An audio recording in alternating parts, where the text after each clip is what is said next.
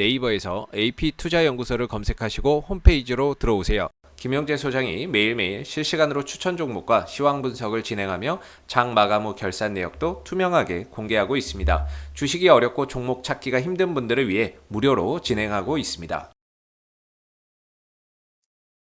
네, 안녕하세요. AP투자연구소의 윤삼일 팀장입니다. 오늘 알아볼 기업은 CGN이고요. 코드 번호는 096530입니다.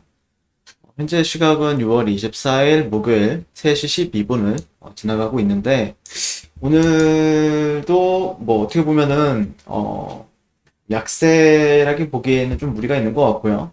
전반적으로 어제 상승에 따른 좀 쉬어가는 흐름 보여주고 있고, 뭐 어제 상한가를 갔던 종목은 이제 휴마시스였죠. 휴마시스가 상당히 빠르게 인상적으로 좀 움직였었는데 녀석도 조금 쉬어가는 움직임을 보여주고 있어요. 전반적으로 근데 어제 같은 경우에는 좀 진단키트주들이 시장에서 상당히 활발했던 것 같고요. 시장 같은 경우에도 아마 시장 참여자들 어제 거래대금도 상당히 많이 터졌기 때문에 어제 거래대금만 해도 1조 3천억 3,300억 원 정도가 터졌고요. 글쎄요. 제가 바라보는 관점에서는 어제도 이제 설명을 드렸는데, 일단 제가 시젠 같은 경우에는 이 가치 투자자분들이라고 해야 되나? 그러니까 뭐 이 기업을 좀 믿고 계신 분들이 상당히 많이 계시기 때문에 제가 좀 뭐라 말하기에는 좀 무리가 있어요. 이게 그냥 딱 보이는 그대로 이제 설명을 드려도 사실 이게 어떻게 받아들이냐가 또 다른 부분이 다 있기 때문에, 그리고 그런 부분에 있어서 상당히 저 역시도 좀 난감했던 부분들도 있었고, 좋은 기업이라는 거는 사실 맞죠.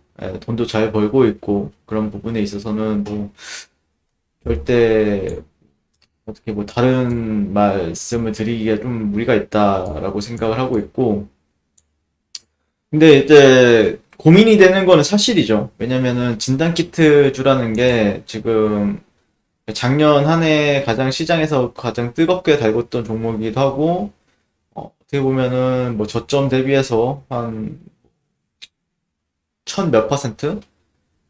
뭐 이렇게 어디선가 잘 잡았다라고 하면은 한 1000% 정도까지도 수익을 줬으니까요.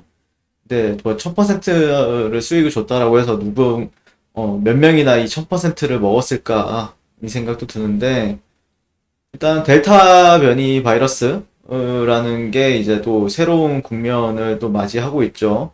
그래서 어떻게 보면은 뭐 다른 데서도 이제 뭐 최근에도 말씀을 드렸지만, 주가는 다른 해외 진단 키트 업체들에 비해서 싸긴 싸요. 멀티플 적용 같은 경우에도 조금 적용 같은 경우에 제가 볼 때는 다른 데보다 싸긴 싸다라고 생각을 하고 있고, 어쨌든 근데 문제는 진단키 그러니까 얘가 실적으로 가지는 않는다라는 거죠. 그게 실적 같은 경우에는 작년 한 해 또 많이 반영이 되었다라는 게 핵심이에요. 많이 반영이 되었다. 실적이 좋은 거는 그걸 이제 유지하느냐, 이제 실적 같은 경우에는 이 그런 부분들을 잘 주가가 실적을 유지한다라고 하면 주가는 어느 여러 데에서 조금 유지할 수 있는 모멘텀이 될 수 있겠죠. 근데 이제 결정적으로 이제 어떤 멀티플을 적용하기 위해서는 성장성을 부여를 받아야 되는데, 어떤 걸로 부여를 받을 것이냐, 그거에 있어서 저 같은 경우에는 뭐 어떤 M&A 이슈라든지 어떤 시장에서 부각받을 만한 이슈가 필요한 부분이 있다라고 생각을 하고 있고, 음, 일단 델타 변이 바이러스에 대한 뉴스를 제가 보는 관점은 그냥 단순해요. 언론에서 얼마만큼 크게 떠드느냐, 언제까지 또 떠들 것이냐, 그게 핵심이라고 생각을 하는 거는 변치 않아요. 어제도 설명을 드렸지만. 그래서 그 델타 변이 바이러스 자체가 뭐 인도에서 나온 거죠, 인도. 그리고 뭐 알파 같은 경우에는 영국에서 나왔다라고 하고, 근데 인도 델타 변이 바이러스가 글로벌 확진자 수가 늘어난다는 거는 어떻게 보면 또 매출이 다시 한 번 더 확대된다라는 소리도 되고, 이렇게 뉴스에서 떠들면 떠들수록 진단키트주들의 가격은 몸값이 올라가는 느낌이 있죠, 당연히. 예, 어쨌든 결과론적으로 이제 말씀을 드리게 되면은 글쎄요. 제가 바라보는 관점에서는 당분간은 그래도 좀 추세를 어느 정도 일정 부분 어떤 트렌드까지는 한번 열어두면서 지켜보고는 있어요. 단기적으로는요. 이런 트렌드까지는 한번 지켜보고 있다라는 관점은 유효하다라고 볼 수 있을 것 같고요. 네, 오늘 보시면 아시겠지만 확진자 수 같은 경우에는 어제가 한 640 몇 명이었죠. 650명인가? 그런 의미에서 600명 초반대로 줄었어요. 그러다 보니까 조정에 빌미는 된다, 이런 거는. 네. 그리고 어제만큼 델타 변이 바이러스?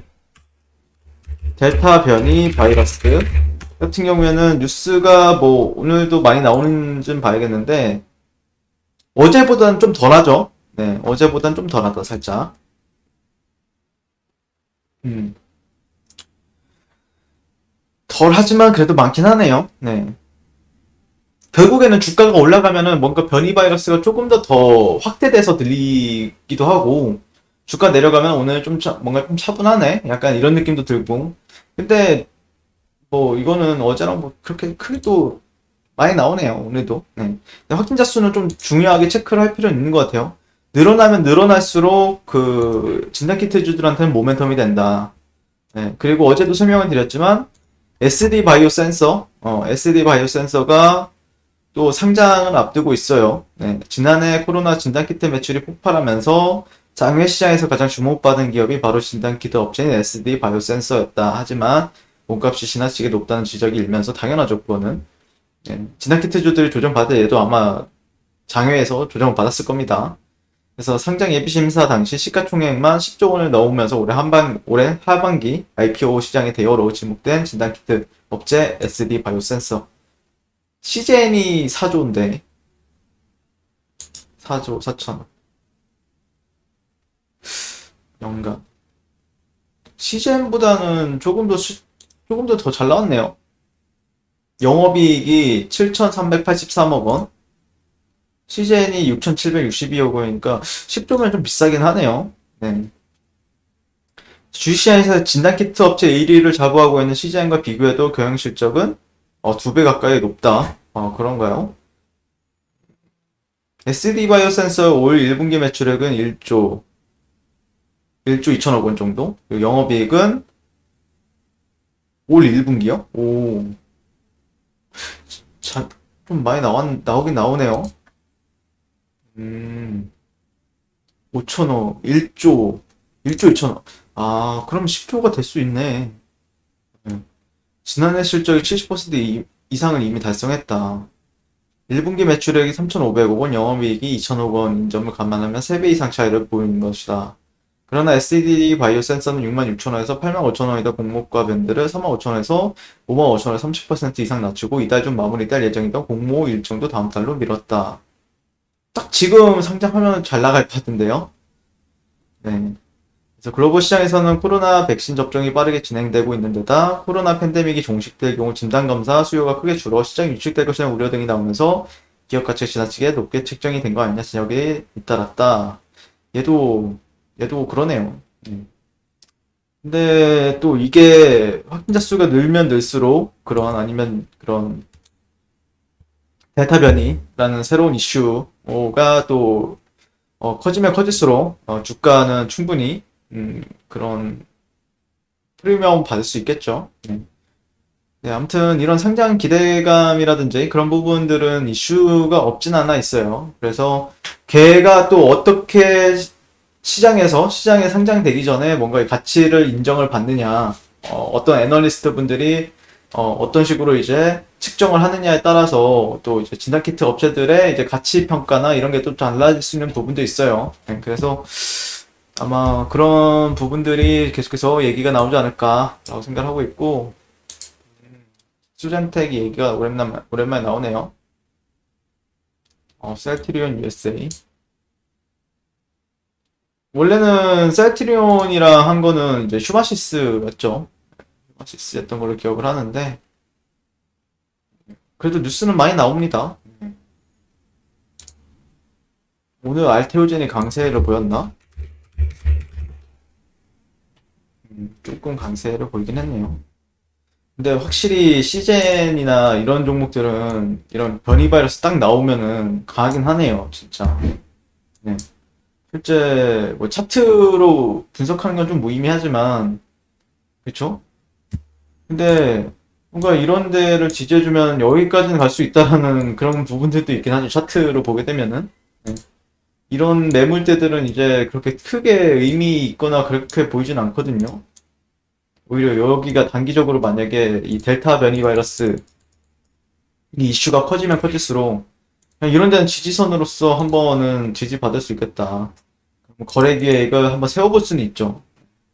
추세가 어쨌든 뭐 일단 2평 같은 경우에는 조금 왔다 갔다 이게 등락폭이 크다 보니까 역배열 상태이기도 하고 약간 정배열 상태도 하고 약간 정리가 안 되어 있는 상태예요. 2평은 그러다 보니까 좀 정리가 될 때까지 좀 그 부분을 좀 지켜볼 필요는 있다라고 생각하고 있고 근데 굳이 제가 봤을 때는 이런 구간에서 매매를 하는 게 좋죠. 이런 자리에서 매매를 하는 것보다는 확실히 그 단기적으로 올라가려고 하는 느낌이 있을 때 매매하는 게 조금 더 유리하긴 합니다. 전반적으로. 수급을 보면은 어제 기관이랑 외국인들이 많이 샀구나. 오늘은 좀 많이 팔았네요. 네. 아마 오늘 개인 투자자들이 또 많이 사지 않았을까 봅니다. 또 이런 지지 라인들은 조금 기억해뒀다가 지지 받는지는 좀 체크할 필요는 있겠네요. 이게 결국에는 이 뉴스 플로우가 연속성을 보이느냐에 따라서 얘가 아마 등락폭을 보일 수 있다. 그렇게 볼 수 있겠습니다. 자, 그리고 네이버에서 AP투자연구소를 검색하시게 되면요. 네, 홈페이지를 접속을 하실 수가 있죠. 여기 가시면은 저희 김영재 소장님께서 아침마다 좀 탄력적으로 움직일 수 있는 종목들 추천 도와드리고 있고요. AP 메신저 가시면은 카톡 친구를 맺게 되면은 저희가 뭐 진행하는 이벤트라든지 주식 강의라든지 시황 이런 부분들도 좀 보내드리고 있으니까 이런 부분들도 참고하셔서 잘 매매하셨으면 좋겠습니다. 감사합니다.